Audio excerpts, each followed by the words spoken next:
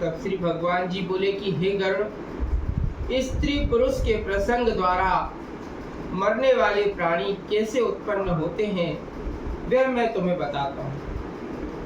ऋतु स्नान के दिन से पूर्व ही यदि कामांध स्त्री पुरुष के प्रसंग से पापियों की उत्पत्ति होती है। स्त्री की ऋतु इंद्र की ब्रह्म हत्या बताई गई। स्त्री 3 दिन अपवित्र रहती है।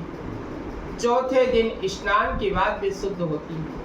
पहले दिन वह चांडालनी, दूसरे दिन ब्रह्मघातनी, तीसरे दिन धोबिन के समान बताई गई। इन दिनों के प्रसंग में नरक से आए हुए प्राणी ही जन्म लेते हैं। पहले महीने में सिर, दूसरे महीने में भुजा आदि अंग बनने लगते हैं। तीसरे महीने में नाखून, रोम, हड्डियां, चर्म, लिंग आदि छिद्र बन जाते हैं। चौथे महीने में त्वचा, मांस, हृदय, मज्जा, अस्थि आदि ये 7 धातुओं की उत्पत्ति हो जाती है। 5वें मास में भूख और प्यास लगने लगती है। 6ठे महीने में वह जेर से लिपटा हुआ माता के गर्भ में घूमने लगता है और माता के भूख, अन्न आदि को वह बढ़ाता है। इस कीटों से परिपूर्ण दुर्गंधदार माता के उदर गर्त में वह सोता है।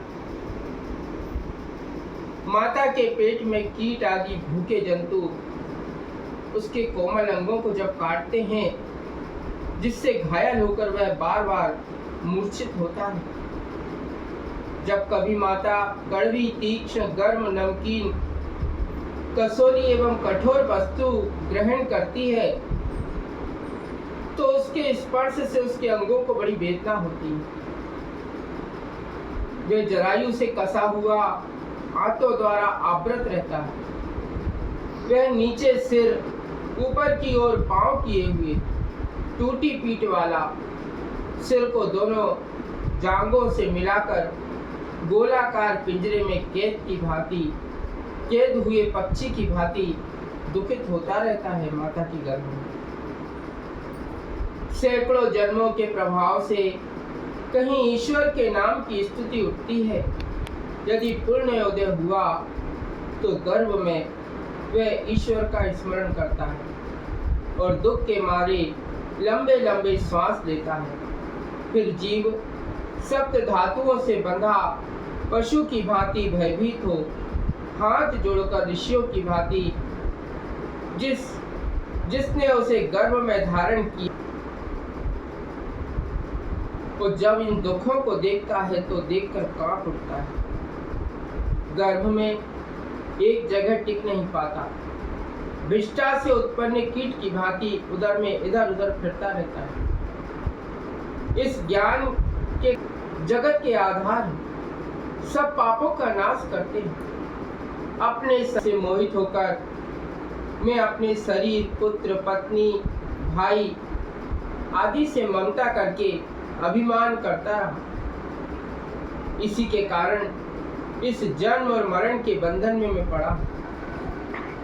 अशुभ कर्म करके किए, वे सब खा पी कर चले गए। अब मैं अकेला उन दुखों का फल भोग रहा हूं।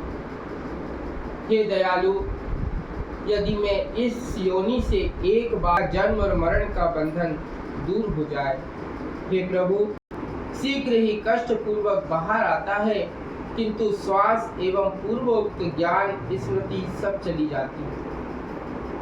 भगवान नारायण की माया इसे मोहित कर लेती है। बाहर होते ही विष्ठा कीट की भांति ज्ञान नष्ट हो जाता है और विपरीत गति को प्राप्त होता है। कहां कहां करके रोता है।